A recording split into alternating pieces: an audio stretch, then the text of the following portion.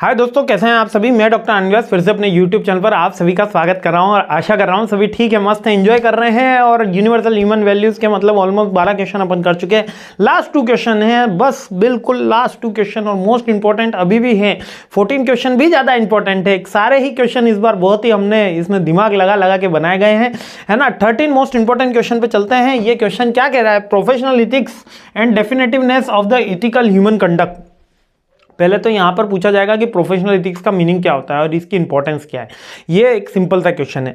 वो एथिक्स जो हम प्रोफेशन पे फॉलो करते हैं, जैसे एमबीए को हम प्रोफेशनल कोर्स बोलते हैं, एमए को प्रोफेशनल कोर्स नहीं बोलते। तो सबसे पहले मतलब क्या है, जिस कोर्स के अंदर हम कोई स्किल एनहांसमेंट का काम करते हैं, किसी recognise university recognise degree get करते हैं रिकॉग्नाइज टाइम के अंदर, वो प्रोफेशन हो जाता है। लाइक सीए प्रोफेशन है, डॉक्टर प्रोफेशन है, MBA marketing, HR, finance, IT, OM सब प्रोफेशन है।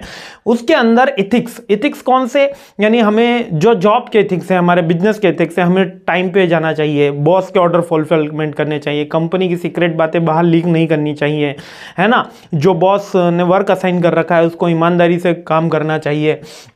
ये हमारे प्रोफेशनल इथिक्स हैं। तो प्रोफेशनल इथिक्स समझ गया। डेफिनेटिवनेस ऑफ इथिकल ह्यूमन कंडक्ट।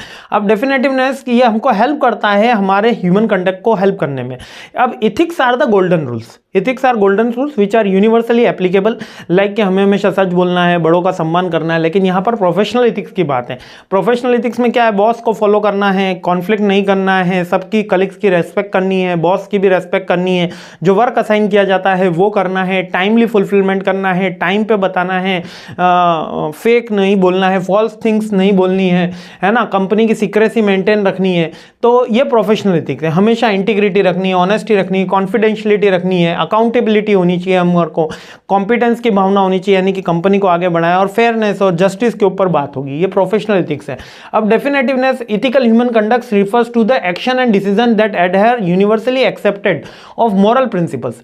वो मॉरल प्रिंसिपल्स जो यूनिवर्सली एक्सेप्टेड है।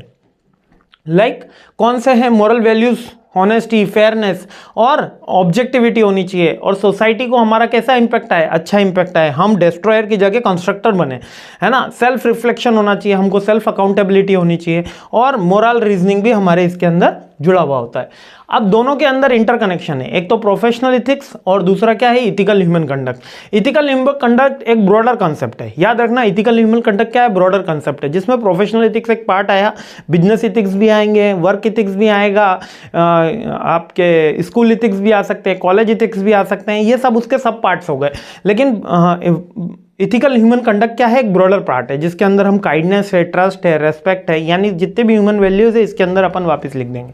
जबकि प्रोफेशनल इथिक्स में हम प्रोफेशनल के रिलेटेड ही सारी की सारी बातें करते हैं, और दोनों बहुत जरूरी है, क्योंकि ये ट्रस्ट बिल्ड करता है, क्रेडिटेबिलिटी बिल्ड करता है। यदि कोई इथिकल वे के अंदर वर्क करता है तो उसकी ट्रस्ट और क्रेडिटेबिलिटी बिल्ड होती है, जिससे उसको लेटर ऑन उसके करियर में सक्सेस मिलती है ना। जो सोशल हार्मनी भी डेवलप करता है, और एक डिसीजन मेकिंग में हमको हेल्प करता है कि हमें कौन सी चीज़ सही है, अगर इसका पता होता है तो हम बढ़िया से डिसीजन ले सकते हैं, है ना। यही सारी की सारी बातें हैं इसके अंदर। हाँ ठीक है, अब लास्ट क्वेश्चन पे हमला बोलते हैं, सीरीज कंप्लीट करते हैं। जय हिंद, खुश रहिए, मुस्कुराते रहिए।